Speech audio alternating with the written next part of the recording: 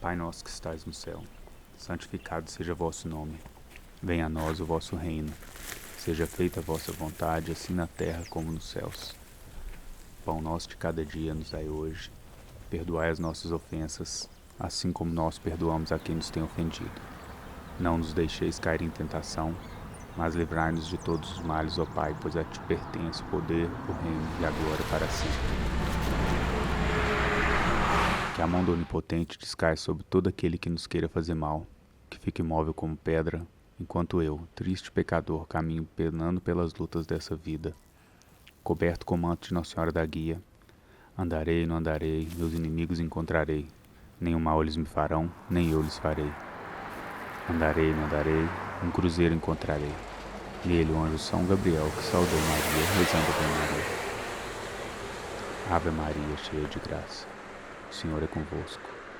Bendita sois vós entre as mulheres, e bendito é o fruto do vosso ventre, Jesus. Santa Maria, Mãe do Cristo, rogai por nós, pecadores, agora e na hora de nossa morte. Amém. Ave Maria, cheia de graça, o Senhor é convosco. Bendita sois vós entre as mulheres, e bendito é o fruto do vosso ventre, Jesus. Santa Maria, Mãe do Cristo, rogai por nós, pecadores, agora e na hora de nossa morte. Amém. Ave Maria, cheia de graça, o Senhor é convosco. Bendita sois vós entre as mulheres, e bendito é o fruto do vosso ventre, Jesus. Santa Maria, Mãe do Cristo, rogai por nós, pecadores, agora e na hora de nossa morte. Que assim seja. Amém.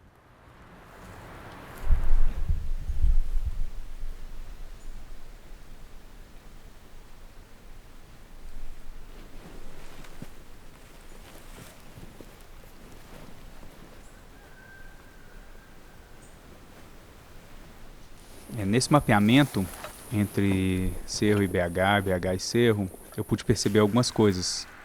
Primeiro, nos 3 caminhos tem uma estimativa de 80 cruzes mapeadas. Eu digo estimativa porque primeiro eu faço um mapeamento geral e depois eu vou conferindo, né? E tem primeiro uma percepção de que mais perto do interior tem um volume maior. E então, à medida que a gente vai chegando no interior, tem um número maior de cruzes. E tem cruzes, tem memoriais diferentes, né? Tem alguns que são perto de áreas urbanas ou perto de áreas que são mais movimentadas, que normalmente são de atropelamentos. Esses aí, de forma geral, eles já estão cuidados. Às vezes eles têm flores e eles são visitados, claramente. E tem outros que são acidentes em estrada mesmo e que já estão longe de qualquer lugar que tem habitação. Esses, normalmente, eles ficam por mais tempo sem ver o cuidado. Eu busco encontrar os dois, mas eu termino por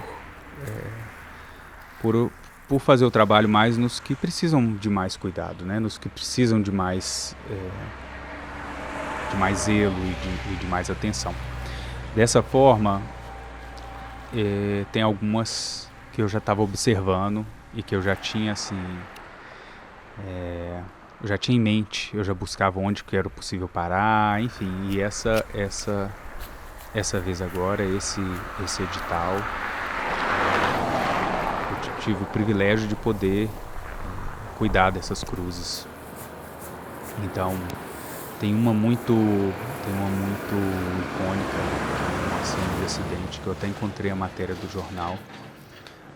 Um acidente entre o carro e um caminhão, em que todos faleceram. O caminhão tinha 2 pessoas e o carro era uma família inteira. Então, na subida do Morro do Paiol, né, pertinho do cerro, que é um local de muito acidente, de uma vegetação muito bonita, muito espessa, né?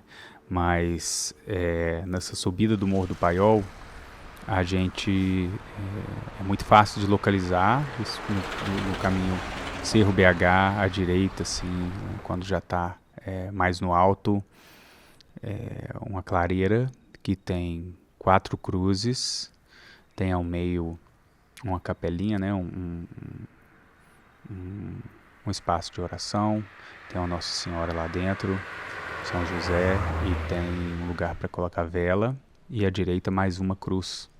Então eu já havia visto ali várias vezes esse lugar e a dificuldade de parar ali, enfim. A gente acabou tendo a sorte de que era um momento em que estava tendo capina, e a gente teve colaboração das pessoas que estavam ali capinando, então tinha cone, tinha tudo, a gente conseguiu parar e cuidar dessas cruzes. Eu senti assim que foi muito forte poder acessar esse lugar que provavelmente há muito tempo não tinha sido acessado, a tinta já tinha desbotado, os nomes já não estavam mais ali. Então esse foi um lugar que para mim eu tive muita antecipação de ir lá.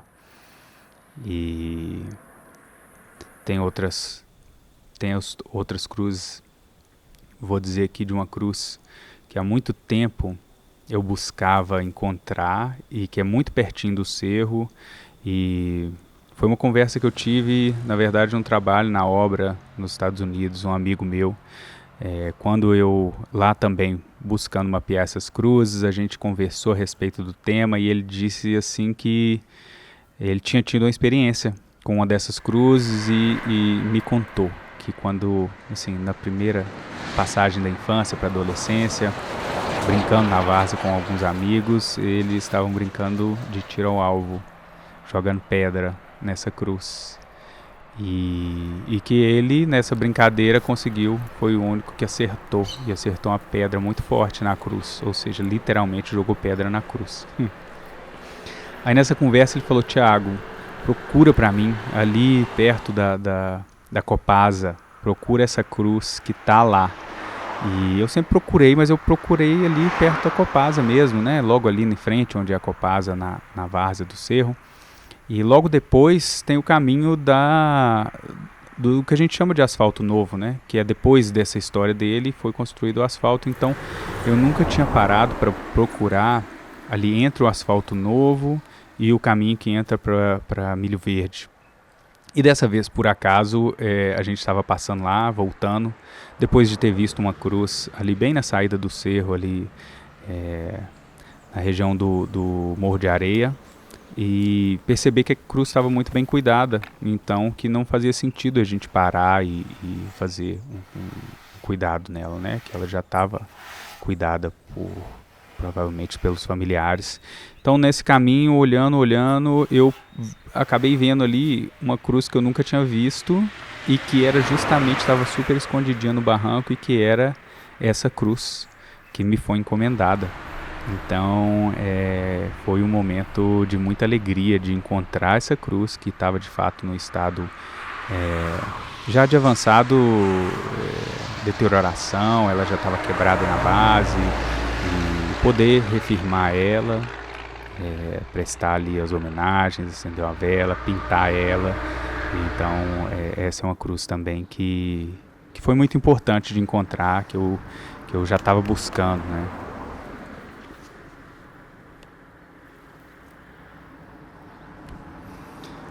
Uma outra camada que é importante ressaltar, que é a pesquisa que ela transita, né, tanto com a estrada, que eu acho que é um tema muito caro e muito importante para quem, né, transita nesses lugares. Todo mundo transita, né, entre o sair e o chegar, mas pensar a estrada, né, como esse desenho e como ela se relaciona na paisagem. Então a pesquisa, especialmente a parte do vídeo e foto, vai lidar, e o áudio também, né? Vai lidar com esse encontro dessa estrada, né? Com a paisagem natural. E a gente vai perceber muito claramente que tem momentos que são uma sonoridade muito suave, são o interior, são passarinhos, é o vento nas árvores, e em momentos que às vezes é uma área mais urbana, que é o passar ininterrupto de caminhões e carros rasgando a paisagem, que nem tem esse som mais silencioso, né? Então tem esses dois lados, que é a pesquisa na paisagem sonora, né? que é a pesquisa na paisagem sonora, que vai ter esse contraste. E eu acho que a paisagem visual carrega um pouco também de um contraste, eu diria um contraste triplo, que é entre a paisagem, que é essa mesma paisagem sonora, né? O cerro, ele está num lugar de encontro de biomas, então ele vai ter um pedaço que é cerrado, um pedaço que é Mata Atlântica, então a gente vai ver desde vegetação baixa, esparsa e pedregosa, até vegetação alta e mais densa e úmida, né? Então, ao longo do nosso caminho, a gente vai encontrar essas variações de altura, de vegetação. Então, acho que a pesquisa visual ela vai passar muito pela paisagem. E tem esse ponto da cruz, que é um ponto de interseção, é um ponto de marcação, é um ponto de tensão. Que é... A gente é composto de três coisas, que seriam o corpo, a alma e o espírito. O corpo sendo isso aqui, né, esse pedaço de matéria que a gente acumula do mundo e que a gente deixa no mundo. A alma sendo essa personalidade que está conectada com o ego, que está conectada com quem a gente se vê, né, com quem essa persona que a gente brinca de ser nesse mundo, né? Por assim dizer, são as nossas preferências, o que a gente gosta, o que a gente desgosta e o que dá a gente a oportunidade de ter experiência na matéria. E o ponto mais alto de tudo isso seria o espírito, que é essa essência imortal que vai carregar só o fino do destilado da experiência da alma encarnada no corpo para levar adiante. Bom, dizendo tudo isso por quê? Num acidente como esse, em que o corpo é destroçado, né, despedaçado subitamente, muitas vezes essa alma ainda está cheia de combustível. Então essas três partes sendo intimamente agarradas, o corpo sendo despedaçado, não significa que as duas outras partes estão livres uma da outra. Elas ainda estão entrelaçadas. E quem carrega o combustível de vida, né, essa essência vital, é a alma. Então a alma ainda tendo muito combustível, ela não consegue se desvencilhar do espírito e deixar que o espírito vá. Bom, cada um vai ter a sua crença, tem várias, mas enfim, essa é a minha visão do onde vai para a alma depois, são outras questões, mas não deixa com que ela saia. Então a gente vê que na tradição cristã, essa instalação da cruz, ela vai ser um gesto múltiplo, que ele vai poder ser um gesto, claro, de memória e de homenagem dos familiares, mas ele é incentivado pelo Papa desde o concílio de 1500 e pouco, como uma forma de zelar pelos irmãos. E até no nosso livro de Compromisso de Irmãos do Rosário tem lá zelar pelos irmãos defuntos, né? Então essa coisa de zelar pelas almas dos que já foram. Essa cruz e consagrar esse ambiente também é uma forma de dar mais possibilidades desse desconectar entre a alma e o espírito e da libertação do espírito. Então tem gente também que vai pôr essa cruz por medo, né? Por medo da famosa alma penada, que se for ver no sentido da palavra, a alma penada é a alma que sai por aí penando e sofrendo, né? Ou seja, gastando esse combustível vital para poder liberar o espírito. Seja lá qual for a motivação, são todas motivações nobres e de busca de apoio para esse nosso irmão, esse nosso ancestral, esse nosso, né, coabitante desse mundo. E como o próprio Jesus chamou todos nós de irmãos, né? Então o Pai acima, mas todos nós aqui éramos irmãos, e eu vejo que até nessa questão e conhecendo a Irmandade do Rosário Então a gente tem os nossos irmãos do Rosário, mas a gente tem também os nossos irmãos. E esse, de certa forma, é um compromisso que eu faço de zelar pela alma dos irmãos que fizeram essa transição no caminho, né? Então, que é uma transição dupla. Eles já estão entre o partir do lar pro destino, ou vice-versa, né? O retorno pro lar.